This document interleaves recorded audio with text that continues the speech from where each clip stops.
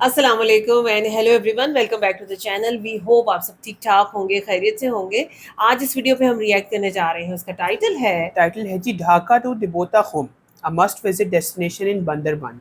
अच्छा, बंदरबान के बारे में फिर हम सही कहते हैं कि भाई ऐसे ऐसे हिडन जेम्स छुपे हुए हैं ना वहाँ पे, कि जब भी हम कोई नई वीडियो देखते हैं कुछ ना कुछ नया नया हमारे देखने सामने को आता है। तो होपफुली ये पूरी एक ट्रैवल गाइड हमें देखने को मिलेगी। चलते हैं, वीडियो देखते हैं, फिर करते हैं गपशप। चलिए, इससे पहले वीडियो को स्टार्ट करें। चैनल में नए तो प्लीज सब्सक्राइब कर लें और बेल आइकन प्रेस करना बिल्कुल मत भूलिएगा। तो चलिए चलते हैं अपनी वीडियो की तरफ, और हम हैं आपके रिएक्टिंग नेबर्स।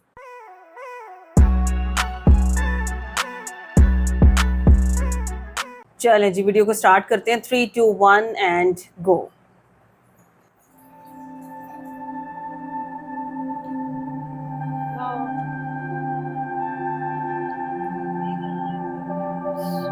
बहुत खूबसूरत जगह है। সবুজে ঘেরা পাহাড়, মাথার ওপর নীল আকাশ, আর দুই পাশ দিয়ে উঠে দাঁড়ানো বিশাল পাথুরে দেয়াল। पानी का रंग देख रहे हैं? চারপাশে নিস্তব্ধতা, শুধু পানির মৃদু শব্দ আর প্রকৃতির গভীর শ্বাস। সরু জলধারা বয়ে গেছে নীরবে, আর সেই পানির ওপর ভাসতে ভাসতে এগিয়ে গেলেই এক রহস্যময় জগৎ, যেন প্রকৃতি নিজ হাতে এঁকেছে এক জীবন্ত চিত্রকর্ম। হ্যাঁ, এটাই দেবতাখুম। दिबोता। মারমা ভাষায় খুম শব্দের অর্থ জলাধার। পার্বত্য বান্দরবান জেলার রোয়াংছড়ি উপজেলা অবস্থিত একটি প্রাকৃতিক জলাধার। ये मरमा जुबान का लफ्ज। पत्थर देख रहे हैं? আজকের ভিডিওতে আমরা দেখব দেবতাখুমের গভীর রহস্য, জানবো কিভাবে সেখানে কম খরচে পৌঁছাতে হয়, আর অনুভব করব প্রকৃতির এক নির্মল স্পর্শ। তাহলে চলুন শুরু করা যাক আমাদের আজকের ভ্রমণ গল্প।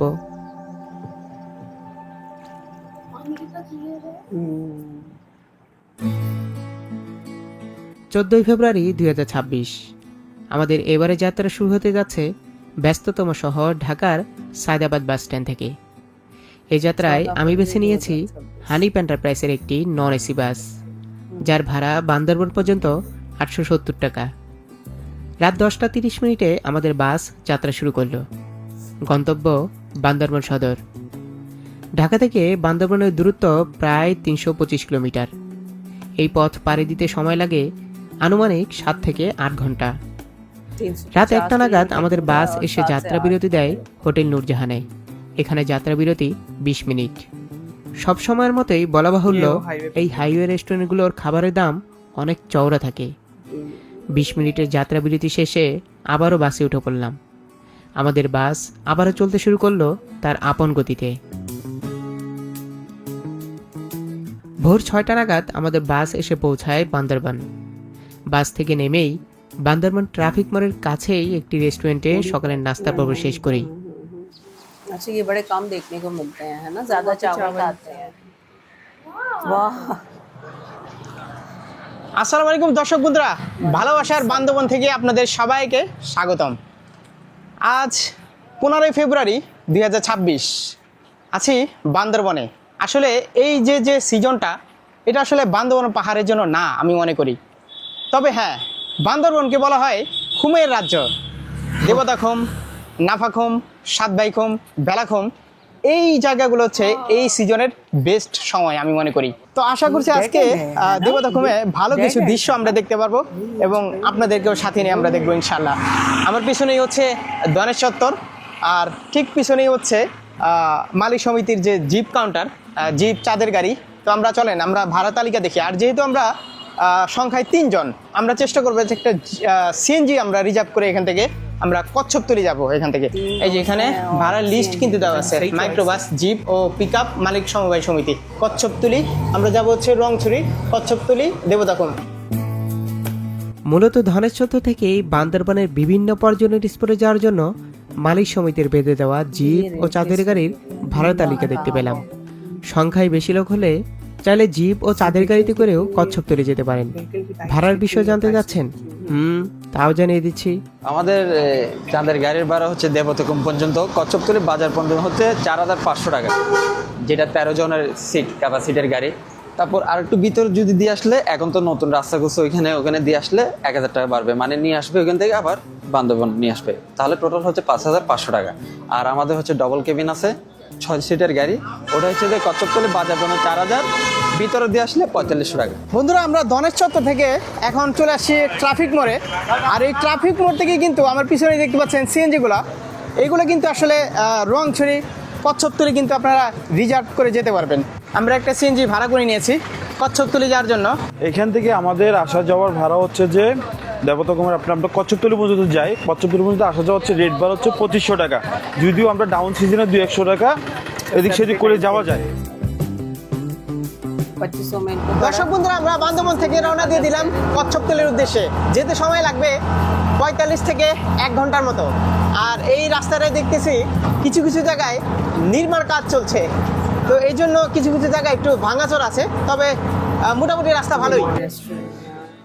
কচ্ছপতলি যাওয়ার পথেই একটা চা ব্রেক দিলাম। আসলে সকাল সকাল চা না হলে যেন হয়ই না। দারুণ চা, অতটা ভালো না, একটু পারিবানি। বান্দরবানে ঘোরাঘুরি অভ্যাস আমার সেই 2015 সাল থেকেই। এখানে যত বাড়ি আসি না কেন, প্রতিবারই আমার কাছে মনে হয় নতুন কিছু অভিজ্ঞতা নিয়ে ফিরছি। তার কারণ এখানে ভিন্ন ভিন্ন ঋতুতে পাহাড়ের আলাদা রূপ দেখতে পাই। যেমন এখন দেখতে পাচ্ছেন রুক্ষ পাহাড়, ঠিক বর্ষা আর শরৎকালে দেখা যায় সবুজের সমাহার।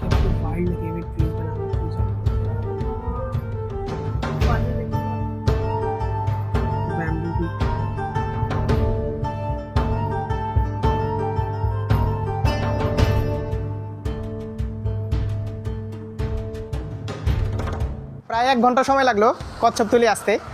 একটু হেলে দুলে আসছি আমরা, রাস্তায় আবার ড্রোন ফ্লাই করলাম। তো যাই হোক, এখন এই তো আমার পিছনে দেখতে পাচ্ছেন গাইড অফিস। এখান থেকেই মূলত গাইড নিতে হবে। আমার পূর্বের পরিচিত গাইড, এই তো উজ্জ্বল ভাইয়ের সাথে দেখা। উজ্জ্বল ভাই, কি অবস্থা? এই তো আলহামদুলিল্লাহ, ভালো আছেন ভাই? আমাদের এখানে প্রসেসটা কি একটু বলে দেন তো। এখানে এসে প্রথমে গাইড নিতে হবে, গাইড অফিস থেকে গাইড নিয়ে একটা ফর্ম সংগ্রহ করতে হবে। ফর্ম হচ্ছে উপজেলা প্রশাসন থেকে বিক্রি করে 50 টাকা দিয়ে একটা ফর্ম নেবেন। আচ্ছা, এইখানে হচ্ছে ফর্ম ফিল আপ আমাদের কমপ্লিট। আর এই যে ফর্মটি আমার হাতে দেখতে পাচ্ছেন, এটা হচ্ছে আপনাদেরকে সংগ্রহ করতে হবে 50 টাকা দিয়ে। তো যাই হোক, আর এনআইডি কার্ড হচ্ছে একটা হচ্ছে পুলিশ বক্সে দিতে হবে, আর একটা হচ্ছে সেনা ক্যাম্পে দিতে হবে। আর গাইড খরচটা আমি বলে দিই। গাইড খরচ যেহেতু উজ্জ্বল ভাইয়ের সাথে আমার আগেই কথা হয়েছে, আমি নাম্বারটা দিয়ে দিব উজ্জ্বল ভাইয়ের। গাইড খরচ হচ্ছে 1000 টাকা। আর আপনারা যে ভেলায় চড়ে ঘুরবেন বা নৌকায় করে ঘুরবেন, সেটার জন্য আপনাদেরকে গুনতে হবে 200 টাকা পার পারসন। তো চলেন, আমাদের মোটামুটি কাজ কমপ্লিট। আমরা এখন ঝিরিপথে ইনশাল্লাহ রওনা দিব। লিরাগাঁও হোটেল অ্যান্ড রেস্টুরেন্ট। আমরা যখন দেবতাখুম থেকে ফিরবো, তখন আমাদের দুপুরের খাবার দাবারের ব্যবস্থা এখানেই আছে। এই রেস্টুরেন্টে হচ্ছে আমরা খাওয়া দাওয়া করবো ইনশাল্লাহ। দিদি, কেমন আছেন? ভালো আছেন? এই তো, আপনাদের খাবার দাবারের কি অবস্থা আছে বলেন তো আমাকে একটু। সবগুলো মানে মেনুতে আছে, সবগুলো প্যাকেজ সিস্টেম। আর আচ্ছা। প্রত্যেকটা প্যাকেজে সবজি, ডাল, আলু ভর্তা, ভাত আনলিমিটেড থাকবে। আর হ্যাঁ। চিকেন আচ্ছা, এই তো দেশি মুরগি প্যাকেজ, সবজি ডাল। সবজি ডাল কি আনলিমিটেড? ভাত আনলিমিটেড। তো যাই হোক, আমরা এখন অর্ডার দিয়ে যাবো। আমরা আসার সময় ইনশাল্লাহ খাওয়া দাওয়া করবো।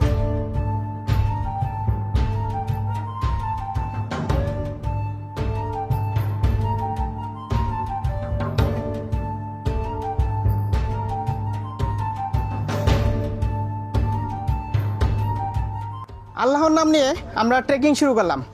এখন গন্তব্য শিলবান্দাপাড়া। শিলবান্দাপাড়ার কাছেই সেই রহস্যময় দেবতাখুম। আর যাওয়ার পথে এই ঝিরিপথটা দুর্দান্ত সুন্দর। এই দেখেন, একদম ঝিরি আমাদেরকে বরণ করে নিল। চমৎকার! আরে বাপরে, কি ঠান্ডা পানি! আমি তো আসলে এই গত সেপ্টেম্বরে এসেছিলাম দেবতাখুমে। তো বর্ষায় ভয়ঙ্কর রূপ ধারণ করেছিল এই ঝিরিপথ। তো আমি কিছু কিছু ক্লিপ আপনাদেরকে দেখিয়ে দিব, তাহলে আপনারা বুঝতে পারবেন যে এই পথটা বর্ষাকালে কতটা ভয়ঙ্কর রূপ ধারণ করে। কচ্ছপতলি বাজার থেকে দেবতাখুম পৌঁছানোর রাস্তা দুটি। যদি রোমাঞ্চ উপভোগ করতে চান, তাহলে পাহাড়ি পথে পা বাড়াবেন। আর যদি শারীরিক পরিশ্রমকে কাছে না টেনে স্বস্তি চান, তাহলে ঝিরিপথে যাওয়াই মঙ্গল। তবে ঝিরিপথটাই আমার কাছে বেশি ভালো লেগেছে, কারণ পাহাড়ের বুকে বেড়ে ওঠা গাছ ও সবুজ দৃশ্য আমার মানসিক মনোবল বৃদ্ধি করেছে সামনে এগোতে। গাছের ফাঁক দিয়ে বেড়ে ওঠা নীল আকাশের চোখ ধাঁধানো দৃশ্য ছাতা হয়ে প্রস্তুত। দুর্গম নিরিবিলি ও ভুতুরে পথে পাহাড়ি লাল মাটির গ্রানে প্রাণ ভরে নিঃশ্বাস নিচ্ছিলাম।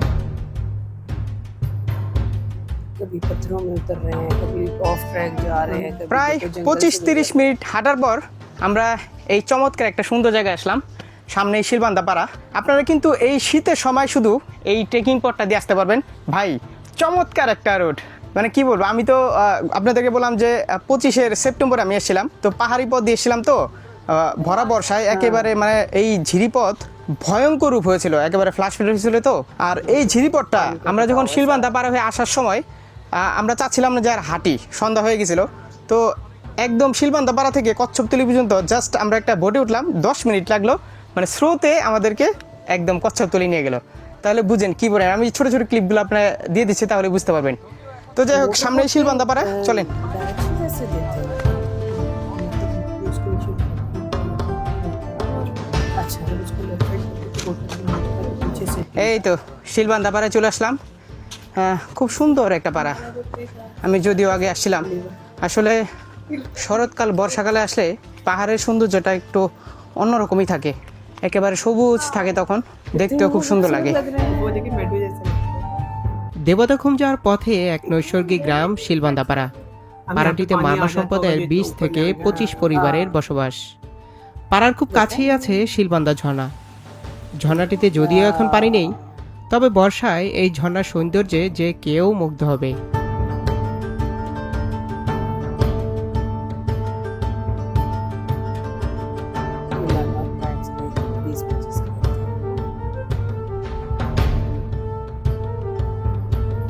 শিলবান্দা পাড়া থেকে 5 মিনিটের মতো হাঁটলেই এরকম দেবতাখুম, আই লাভ দেবতাখুম একটা ভিউ পয়েন্ট দেখতে পারবেন।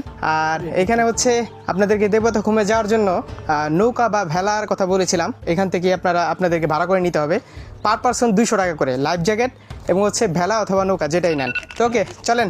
আর এখানে যে লাভ পয়েন্টে আপনারা ছবি টবি নিতে পারেন। তো এখন আমরা যাচ্ছি দেবতাখুমের উদ্দেশ্যে।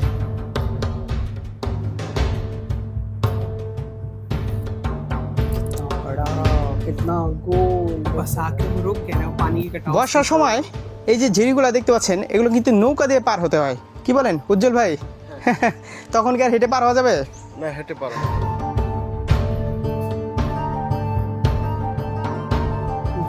ওই তো সামনে, ये पानी का সামনে থেকে হচ্ছে আমাদের ভেলা বা নৌকা করে ভিতরে যেতে হবে। আর এই যে এইটুক যে নৌকা পারাবার, এটা কিন্তু ইনক্লুডেড, ঠিক আছে, ওই টাকার মধ্যে ইনক্লুডেড। जरा लाइट होता है बेसिकली, तो ये शेडोज है ना यहाँ पे। बस इसको खूबसूरत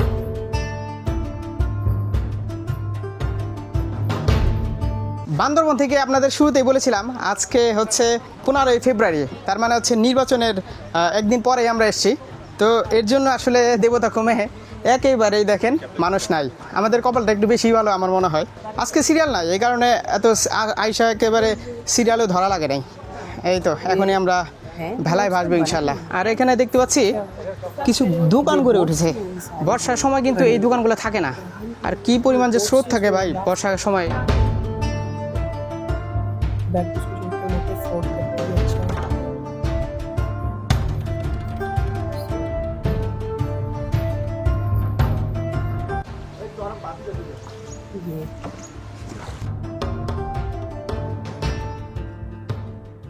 আমি আর নাবিন ভাই নৌকায় উঠে বললাম, আর আমাদের সাথে আরেকজন রুমমেট আছে, ওকে ভেলায় আসতে বললাম, আমাদের পিছনে আছে।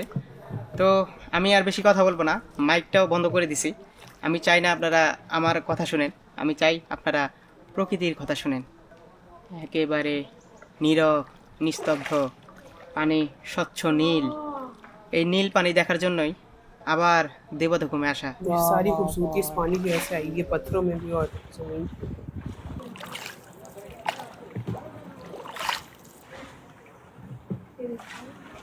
আমার সামনে একটা পাথর দেখতে পাচ্ছেন, এটা হচ্ছে দেবতা পাথর।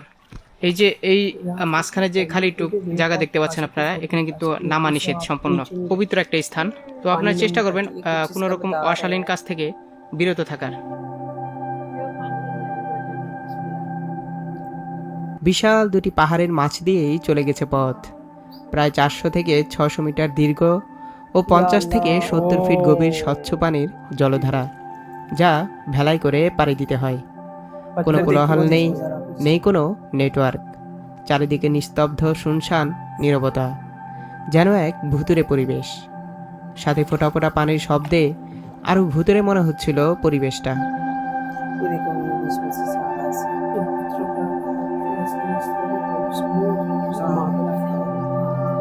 খুব কাছ থেকেই প্রকৃতিকে উপভোগ করতে লাগলাম আমি, মিশে গেলাম প্রকৃতির মাঝে। দেবতা ঘুমের ভেলায় ভেসে চলার পথে আমাকে বলে দিচ্ছিল স্বর্গের পথ কতটা সুন্দর হতে পারে।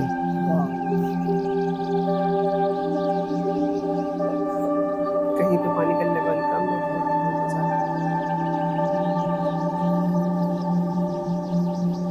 साइड देख रही है? बहुत खूबसूरत है। बहुत खूबसूरत। দেবতা ঘুমের একদম শেষ প্রান্তে আমরা চলে আসি, আর এখানে সাইনবোর্ড দেওয়া আছে সাবধান, এখানে নামা নিষেধ। তো আমি আর নামছি না, আর সামনে যে দেখবো যাও একটু নিষেধ আছে। দাদা নিষেধ আছে সামনে যাওয়া। তো আমরা এখান থেকে ব্যাক করছি। আর ভাই এই অনুভূতি আসলে বলে বোঝানো সম্ভব না। পানি এতটাই স্বচ্ছ, একেবারে নিচের যে পাথরগুলা স্পষ্ট দেখা যাচ্ছে। এই যে ওনারা ভেলাই করে ঘুরতেছে, ঠিক আছে, ভেলাই কিন্তু আরো মজা, মানে আস্তে আস্তে আস্তে আস্তে নীরবে চলে আসতে পারবেন। কি বলেন ভাই, ভেলাই কেমন, ভালো লাগে? ও ভেলাই একজনই মনে হয় না, এই দেখছেন? তবে আমি ভেলাই আসিনি, তার কারণ হচ্ছে আমার সাথে ড্রোন আছে, ড্রোনের জন্য আর রিস্ক নিলাম না। अच्छा कोई बहुत ज्यादा गहरी जगह नहीं है। नहीं মাত্রই দেবতা ঘুম থেকে আমরা বেরিয়ে এলাম। তো হঠাৎ করেই নির্বাচনের পরেই जरा है पानी। আমরা এই দেবতা ঘুমের প্ল্যান করেছিলাম। যদিও আমি জানি যে এই সময়টায় লোক একটু কমই থাকবে, কারণ সামনে রমজান মাস। ইনশাআল্লাহ চমৎকার কিছু ভিউ আমরা দেখতে পেরেছি, দৃশ্য আমরা দেখতে পেরেছি। কি বলেন নবীন ভাই? অনেক ভালো লাগছে। সার্থক হয়েছে। তো ইনশাআল্লাহ আমরা যে পথ ধরে আসছি চেষ্টা করব আমরা পাহাড়ি পথ দিয়ে যাওয়ার, তাহলে সময় অনেকটা বাঁচবে আর কি। আপনাদের সাথে দেখা হবে অন্য কোনো জায়গায়, অন্য কোনো ভ্রমণ গল্প নিয়ে ইনশাআল্লাহ। সবাই ভালো থাকবেন, আমাদের জন্য দোয়া করবেন। আল্লাহ হাফেজ। দেবতা ঘুমের জলধারার মতোই আমাদের জীবন আর সময় বয়ে চলেছে। সময় কারোর জন্যই বসে থাকে না, কিন্তু এই প্রকৃতির মাঝে জীবনকে উৎসর্গ করার মধ্যেই হয়তো নিজেকে চেনা যায়, জানা যায়। জীবনের প্রতিটা মুহূর্ত, প্রতিটা সময়।